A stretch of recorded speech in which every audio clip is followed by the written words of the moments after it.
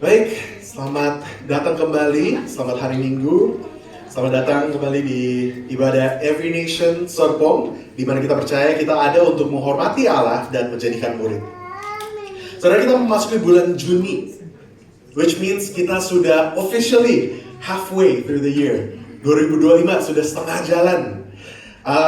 Bagi yang menyiapkan diri untuk ujian akhir semester, yang kuliah di sini, God bless you. Dan bagi yang menyiapkan diri untuk liburan, puji Tuhan akhirnya bisa istirahat ya. Dan bagi yang akan stay di Tangerang selama musim libur ini, kita di Every Nation Serpong kita nggak kemana-mana, jadi so come fellowship with us. Baik, kita memasuki minggu terakhir di series New Gen, di mana kita melihat bagaimana kita berinteraksi dengan generasi muda, dengan generasi penerus, the next generation. Saya membuka dengan pertanyaan ini. Recap dulu. Di minggu pertama, Pastor Agus membagikan bagaimana Raja Saul memperlengkapi Daud. Sebelum Daud menjadi raja, Daud masih anak muda, dan Raja Saul memperlengkapi Daud untuk berperang. Dan walaupun Daud tidak menggunakan perlengkapan dari Saul, dia tetap menghormati rajanya, dia menghormati otoritasnya. Dan minggu lalu kita juga melihat bagaimana Nabi Nathan menegur Raja Daud, speaking the truth in love. Dan Daud merendahkan hatinya untuk mendengar dan menerima teguran dan mengaku dosanya dan berpaling kembali kepada Tuhan. Dan hari ini kita akan melihat bagaimana Raja Daud mentransisikan kerajaan Israel kepada anaknya yang bernama Salomo. Saya memberikan judul ini Preparing the Next Gen. Bagaimana kita mempersiapkan generasi baru. Dan saya membuka dengan pertanyaan ini, saudara. Bagaimana kita mempersiapkan generasi penerus kita? How do we prepare our next generation? Setiap dari kita mempunyai next generation. Setiap dari kita maupun kita masih muda, kita selalu ada next generation. Bagi yang orang tua, mungkin next generation kita, new generation kita adalah anak-anak kita. Bagi yang punya adik, mungkin adik kita adalah new generation kita. Bagi yang kuliah, mungkin junior kita adalah next generation kita. Dan bagi yang bekerja di kantor, mungkin ada intern baru, ada yang anak lagi magang, mungkin mereka menjadi next generation-nya kita. Jadi bagaimana kita bisa mempersiapkan generasi penerus ini? How do we prepare our next generation untuk kehidupan ini? Ini adalah gambar, saudara, gambar lomba relay. Dan di gambar yang samping itu ada saya. Ini proof bahwa saya pernah lari relay. Tapi sejak itu tahun berapa itu? 2008. Berapa tahun yang lalu? 17 tahun yang lalu. Saya sudah gak pernah lari lagi sejak itu. Masih kurus, masih bocil gitu ya. Ada cerita tentang atlet yang sangat fit, yang sangat kuat dan sangat kompetitif. Dan atlet ini sering banget dia menang lomba-lomba antar sekolah. Nah, pelatih atlet tersebut ini mengatakan kita akan mengadakan mock race, kita akan mengadakan lomba iseng-iseng aja gitu. Dan atlet tersebut melomba dengan adiknya sendiri. Mereka melakukan 100 meter dash dan semuanya kaget, semuanya terkagum karena adiknya yang menang. Atlet tersebut merasa bahwa gak bisa kayak gini. Lomba yang berikutnya saya akan menang itu. Dan lomba berikutnya ada relay. Dan atlet ini sudah fokus, sudah sangat marah gitu. Dia ingin membuktikan kepada teman-temannya, salah, adik saya nggak lebih jago dari saya. Dan sewaktu ready, set, go, dia lari dengan kencang, melewati semua teman-temannya, dan dia yang pertama untuk lari dan yang pertama untuk cross gitu. Tapi ada satu hal yang dia melupakan. Dia melupakan untuk membawa batonnya. Dia kelewatan, dia lupa, saking fokusnya dia lupa untuk pegang batonnya. Nah saudara, kalau di relay race, kalau kita mengetahui lomba relay 400 meter ini, momen yang paling kritis bukannya seberapa kencang atletnya berlari, melainkan bagaimana atlet mengoper batonnya. Pelari cepat pun akan kalah kalau transisinya salah. Bukan tentang seberapa cepat dia lari, tetapi seberapa baiknya dia meneruskan baton itu. Sama juga dengan kita, saudara. Bukan seberapa cepatnya, seberapa hebatnya kita membangun hidup kita. seberapa besarnya kita membangun harta kekayaan kita, tetapi bagaimana kita pass on itu kepada generasi penerus kita. How do we prepare the next generation?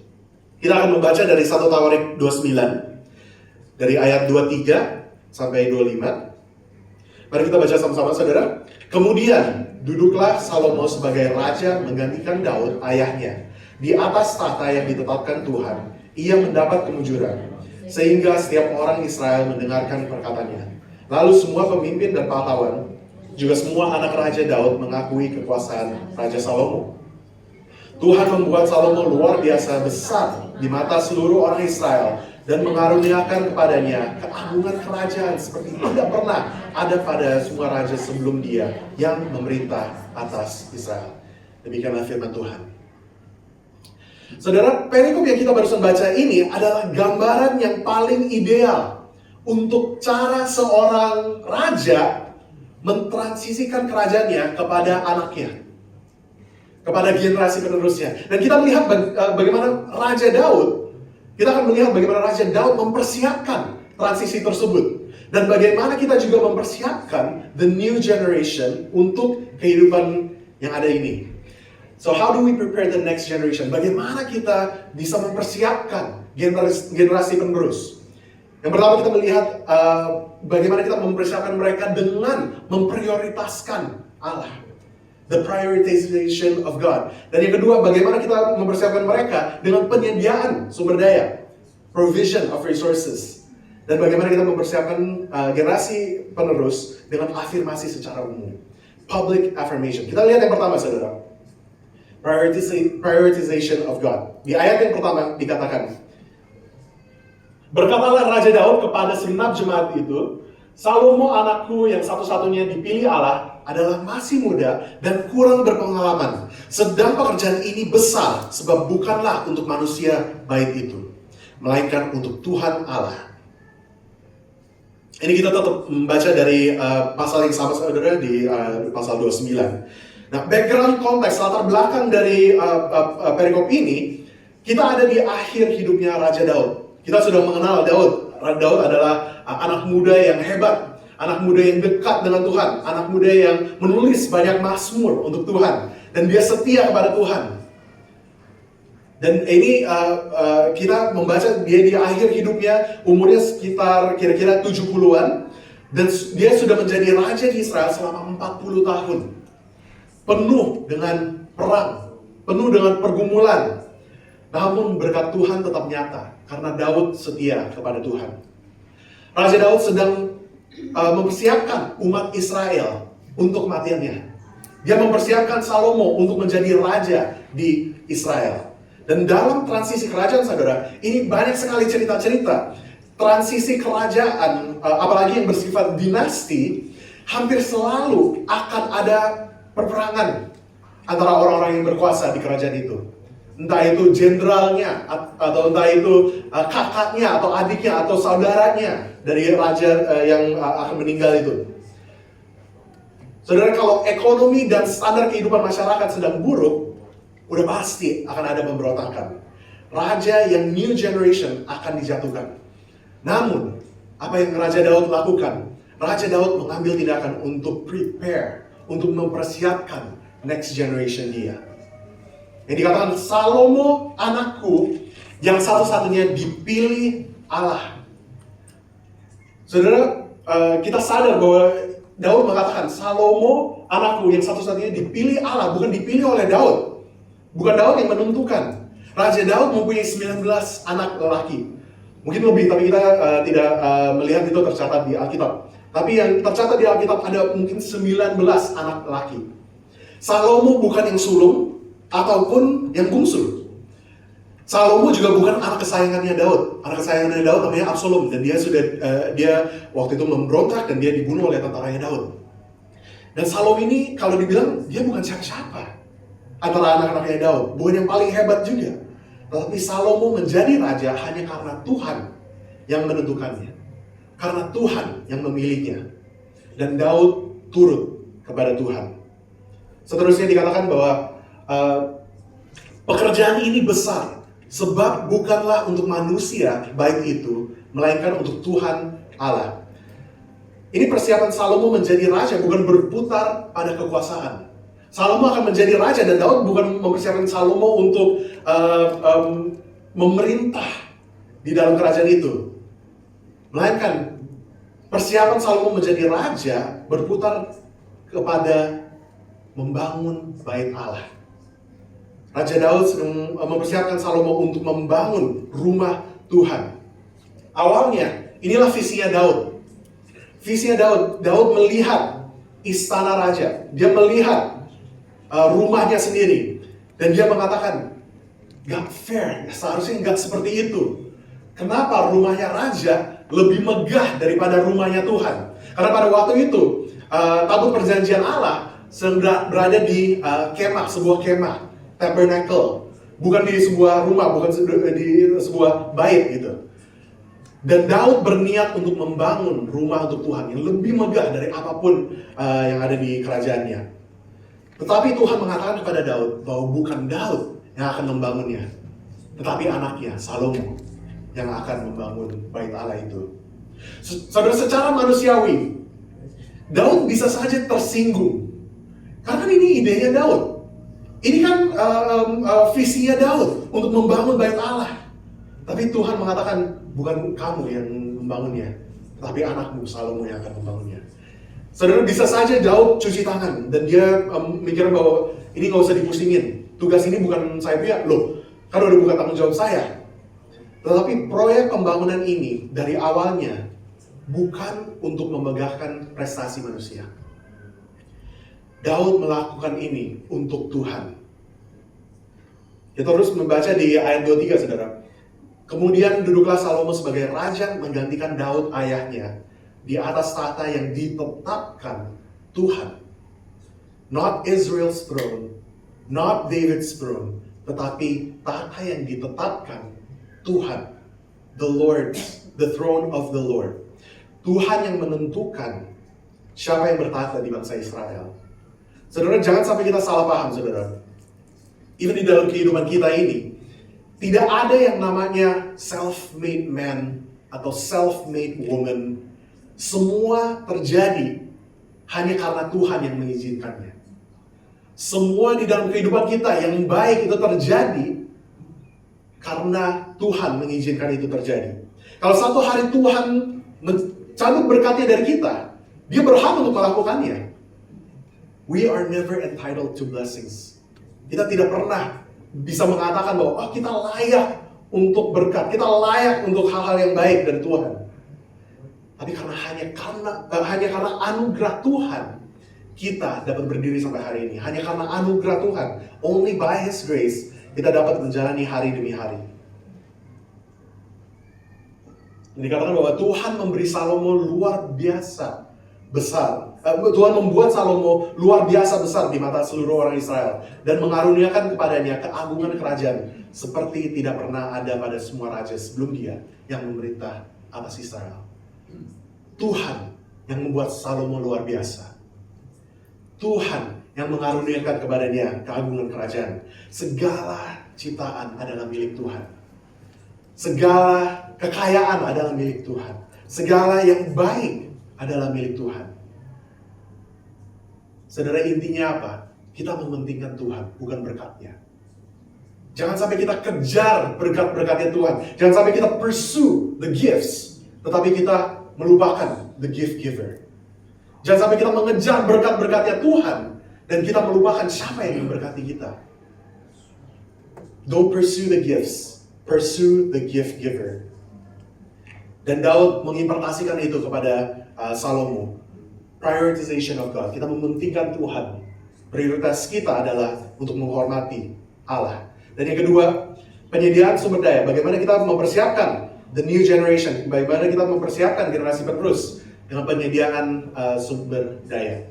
Di ayat 3 dikatakan, lagi pula oleh karena cintaku kepada rumah Allahku, maka sebagai tambahan pada segala yang telah kusediakan bagi rumah kudus, aku dengan ini memberikan kepada rumah Allahku dari emas dan perak kepunyaanku sendiri. Saudara, ada sebuah pepatah dari an African proverb yang mengatakan, it takes a village to raise a child. Perlu banyak orang, perlu satu kampung untuk membesarkan satu anak. It takes a village to raise a child. Raja Daud mempersiapkan Salomo dengan sumber dayanya sendiri. Tetapi dia mengundang setiap umat Israel untuk mengkontribusi kepada pembangunan Bait Allah itu juga. Saudara, untuk building the next generation, untuk kita membangun generasi penerus, untuk kita membangun generasi muda, it's not easy karena gak murah. Gak mudah karena mungkin itu membutuhkan investasi dari kita. Investasi dana, investasi waktu, investasi tenaga. Di ayat 3 kita melihat bagaimana Raja Daud tidak mempunyai namanya sense of entitlement itu. Dia tidak mempunyai rasa berhak kepada apa yang miliknya dia. Bisa aja Daud mengatakan, loh, kan ini ideku Tuhan. Loh, kan ini penghasilan dan bahan-bahan dari kerja kerasku Tuhan. Mindset Daud dari awal adalah apapun yang menjadi milikku, awalnya itu milik Tuhan. Whatever is mine now is because God allowed me. Karena Tuhan yang mengizinkan saya untuk memilikinya. Dan inilah yang dia mengimpartasikan kepada Salomo dan kepada seluruh umat Israel. Saudara, balik lagi ke sense of entitlement itu, saudara. Ada sebuah quote yang mengatakan bahwa sense of entitlement is a cancerous thought process. Ini adalah pemikiran, pola pikir yang sangat berbahaya. That is void of gratitude. Karena kita tidak mengucap syukur.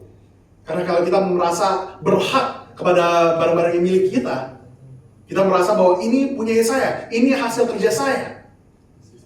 Kita menutup diri kita untuk mengucap syukur kepada Tuhan, and can be deadly to our relationships. Dan ini akan merusak hubungan-hubungan kita dengan orang lain.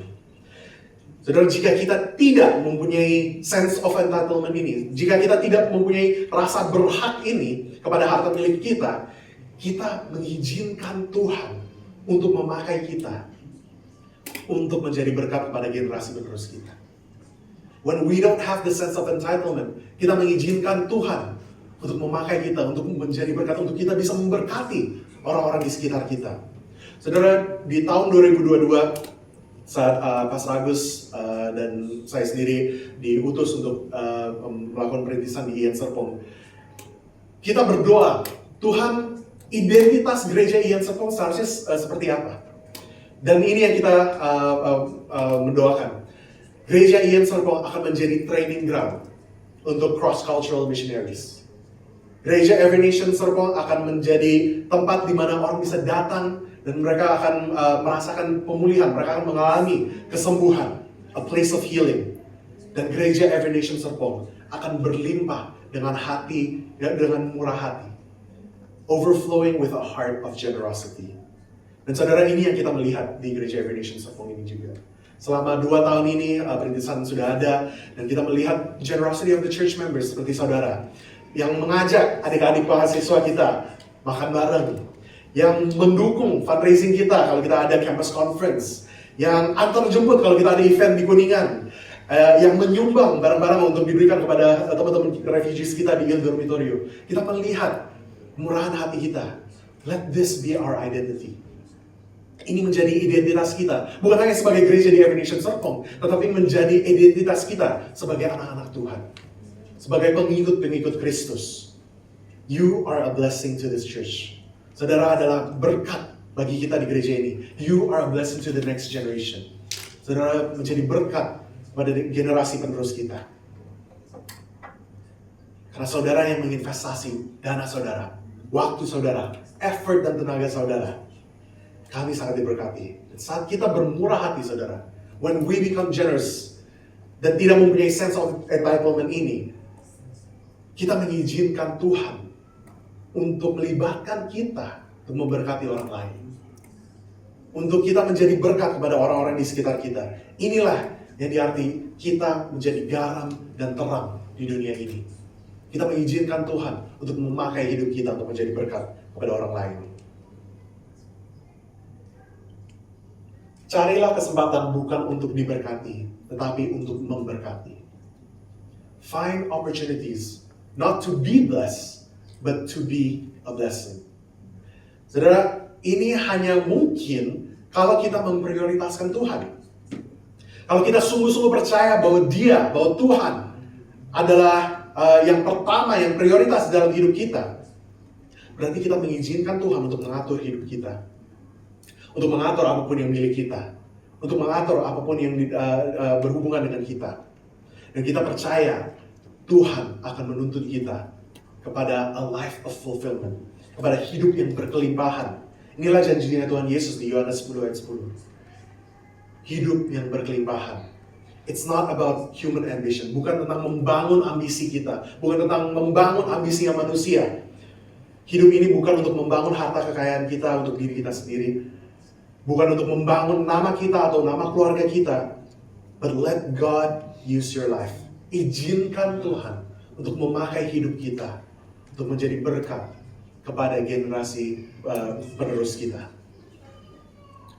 Saudara, di ayat 9 dikatakan, bangsa itu setelah mereka memberi kepada bait Allah, mereka sudah memberi kontribusi mereka. Bangsa itu bersuka cita karena kerelaan mereka masing-masing. Sebab dengan tulus hati mereka memberikan persembahan sukarela kepada Tuhan. Juga Raja Daud sangat bersuka cita. Saudara, inilah mindset yang kalau dibilang counterintuitive, yang melawan arusnya yang sebenarnya terjadi. Kalau di dunia kita memberi sesuatu, berarti apa yang milik kita berkurang. Kita mempunyai lebih sedikit. Kalau logikanya seperti itu, the more we give, lebih banyak kita memberinya, berarti punya kita lebih berkurang. Milik kita lebih berkurang. Tapi di dalam kerajaan Tuhan, kalau kita memberi, kita juga menerima. Prinsip tabur dan tuai. Raja Daud memberi kepada bait Allah. Umat Israel memberi juga kepada Allah. Just for fun, saudara, saya minta ChatGPT untuk membuat tabel. Saya meminta ChatGPT bukan untuk menulis khotbah ya, saudara, tapi untuk bikin tabelnya saja. Dan saya menanya ChatGPT, kalau dikonversi pemberiannya orang-orang Israel, Raja Daud dan orang Israel, kalau dikonversi kepada mata uang kita sekarang ini, seberapa besarnya pemberian mereka itu? Dan kalau dilihat, saudara, pemberiannya orang Israel kepada bait Allah itu 19,6 miliar USD, yaitu 314 triliun rupiah. Untuk perspektif, saudara, Marina Bay Sands Singapore itu adalah bangunan yang paling mahal di Asia Tenggara. Itu 5,5 miliar USD. Untuk bait Allah 19,6 miliar, lebih dari 3 kali lebih mahal bait Allah itu. Yang seharusnya mereka sedih, saudara. Seharusnya mereka sedih karena mereka memberikan harta milik mereka kan berkurang. Malahan mereka bersuka cita. Mereka bersuka cita karena mereka memberi dengan sukarela. Why? Mengapa mereka bersuka cita? Alasannya ini, saudara. Because they were not worried. Karena mereka tidak khawatir. Alasannya menarik ya, saudara. Jadi kalau kita lihat di ayat 14. Sebab siapakah aku ini? Ini doanya Daud kepada Tuhan di depan bangsa Israel. Sebab siapakah aku ini? Dan siapakah bangsaku? Sehingga kami mampu memberikan persembahan sukarela seperti ini. Sebab daripada mula segala-galanya, dan dari tanganmu sendirilah persembahan yang kami berikan kepadamu. Mindset Raja Daud dan mindset orang Israel adalah kalau Tuhan bisa memberkati kita di masa lalu, masa sih Tuhan gak bisa memberkati kita di masa kini dan di masa depan? Kalau Tuhan sudah menjaga kita di masa lalu kita, kalau Tuhan sudah memberkati kita di zaman dahulu, masa sih Tuhan tidak bisa menjaga kita sekarang ini dan di masa depan? We have nothing to lose, but all to gain. Kalau kita memberi kepada Tuhan, kalau kita memberi kepada pembangunan next generation kita, kepada Tuhan, di dalam Tuhan, we have nothing to lose, but all to gain. Kalau kita percaya Tuhan yang memiliki segalanya, saudara, dan percaya bahwa kita adalah anak-anaknya Tuhan, kita tidak perlu khawatir. Karena Bapa kita di surga akan memberi yang terbaik untuk kita. Ada amin, saudara? Siapa yang menikmati berkat dari kemurahan hati kita? Who is blessed? Who reaps the blessings of our generosity? Future generations. Generasi-generasi di masa depan. Saudara, kita mengenal bait Allah bukan sebagai bait yang dibangun oleh Daud. Kita mengenal bait Allah sebagai Solomon's Temple. Menjadi 7 wonders of the ancient world. Yang membangun Salomo. Tetapi sumber dayanya dari Daud dan umat Israel di generasi sebelumnya. Saudara, mungkin Raja Daud dan orang-orang yang sepantaran dengan Daud itu, mereka memberi, tetapi mereka tahu mereka tidak akan melihat hasilnya. Mereka tidak akan menuai hasil pemberian mereka di kehidupan mereka. Tapi mereka memberi dengan sukarela, dengan sukacita untuk melihat generasi penerus mereka berhasil. Kemurahan hati kita akan memberkati generasi penerus kita.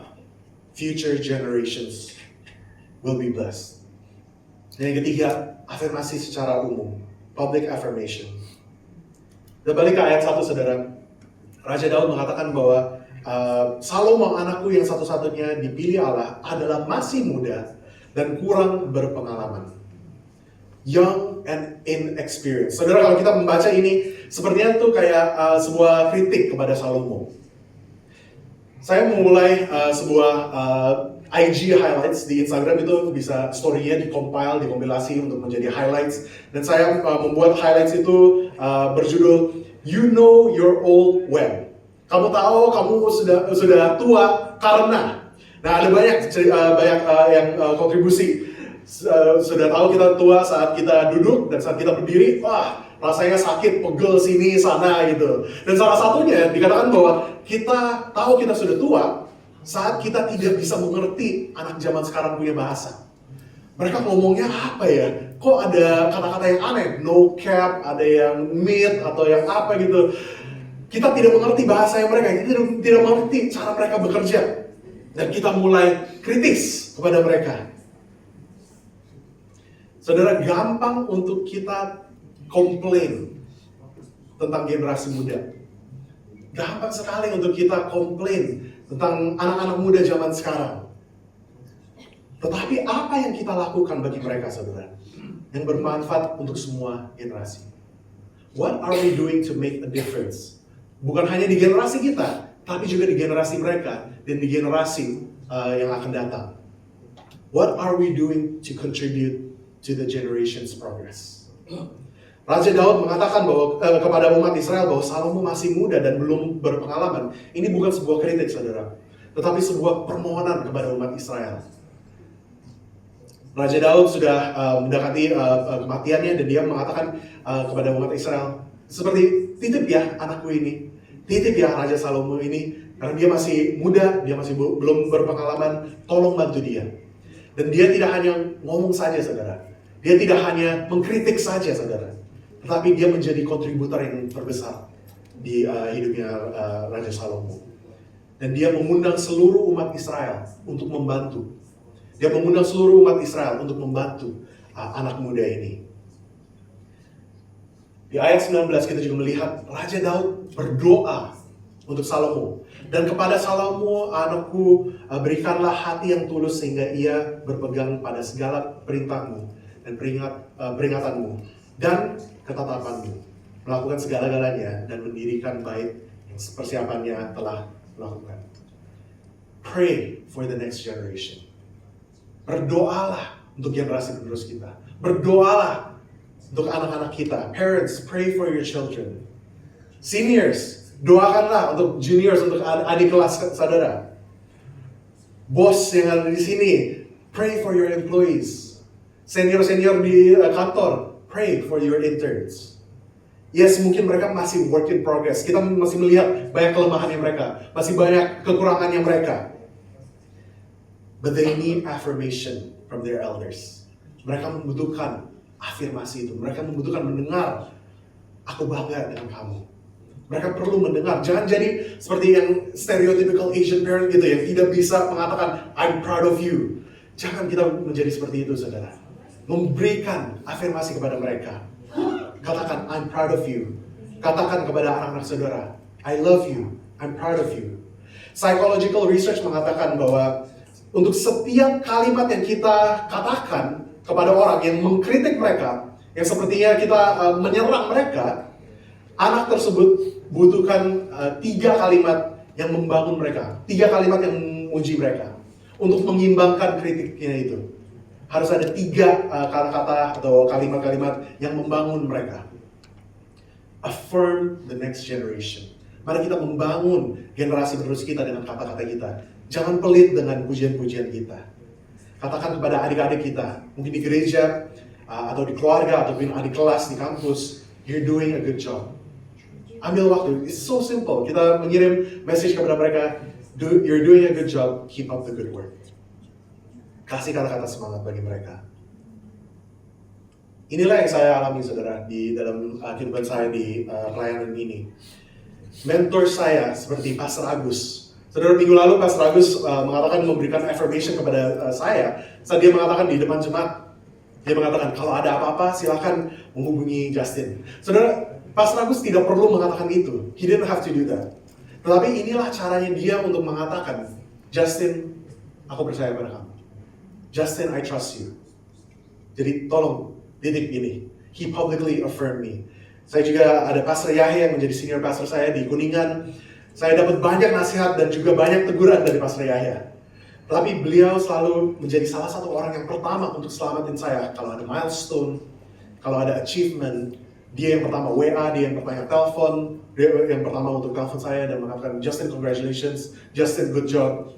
Dan saya ingat ada waktu pertama kali saya preaching di Build Conference 2023 dan saya membagikan firman di depan semua pastors dan saya sangat nervous gitu ya. Tapi setelah saya selesai, Pastor Yaya orang yang pertama untuk maju.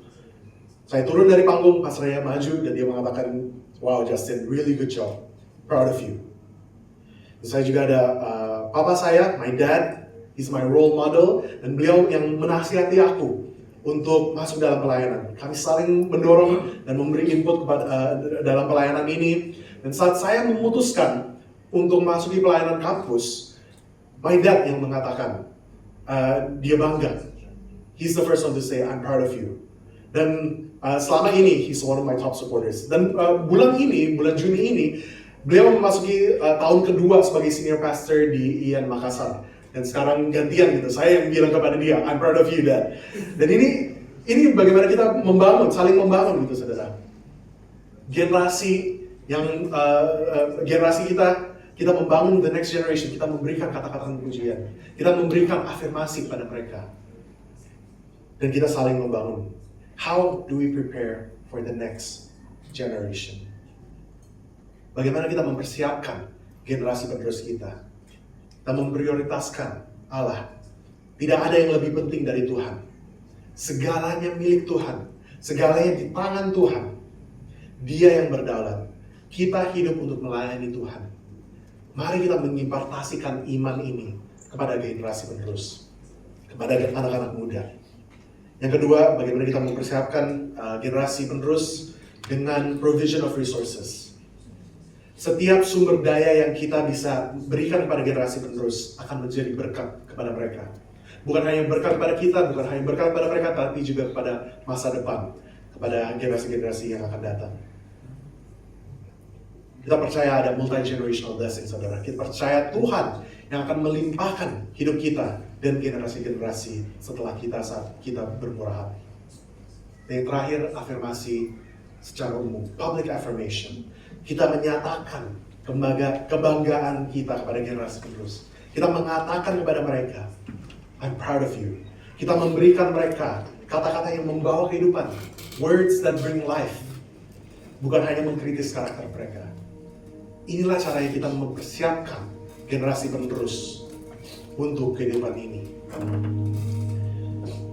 Sebagai penutup, saudara, saya ingin membagikan kesaksian saya, bagaimana saya dipanggil untuk menjadi pelayan kampus. Tahun 2017 saya balik ke Indonesia, saya kuliah di Kanada dan saya balik ke Indonesia. Saya hadir di dalam salah satu youth service. Dan saya melihat anak-anak mudanya sangat passionate, sangat bergairah saat pujian dan penyembahan. Dan saya hanya bisa berpikir, wow, I wish seumuran mereka, I wish aku bisa punya yang sama seperti itu. Aku bisa punya pengalaman yang sama. Aku bisa semangat seperti mereka saat saya masih muda seperti mereka. Dan di situ saya mendengar suara Tuhan dan Tuhan mengatakan, you can be that person for them. You can be that mentor for them.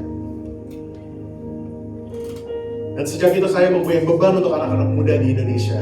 Dan dari tahun 2016 saya melayani the new generation di Every Nation Campus. Dan sekarang saya dapat kesempatan untuk melayani anak-anak muda di Serpong. Seperti anak-anak mahasiswa yang ada di sini. Sempat saya berdiskusi dengan istri saya. Kalau kita udah nggak pelayanan full time di gereja, bagaimana ya? And we come up with the same conclusion. Kalaupun saya sudah tidak full time pelayanan di kampus, saya tetap akan melayani anak-anak muda yang menjadi generasi penerus kita.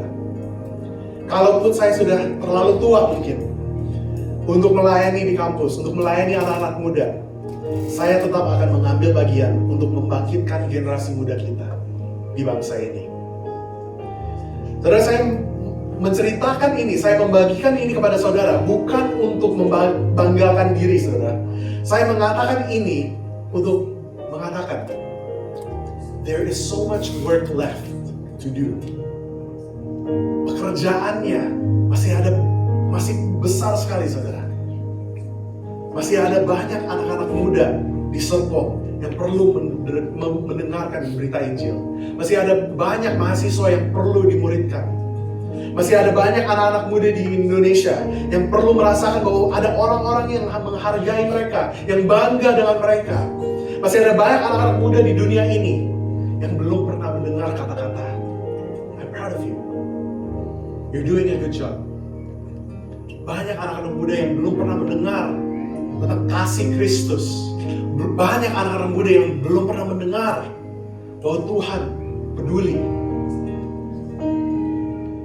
Banyak yang masih terhilang saudara dan sedang mencari tujuan hidup mereka.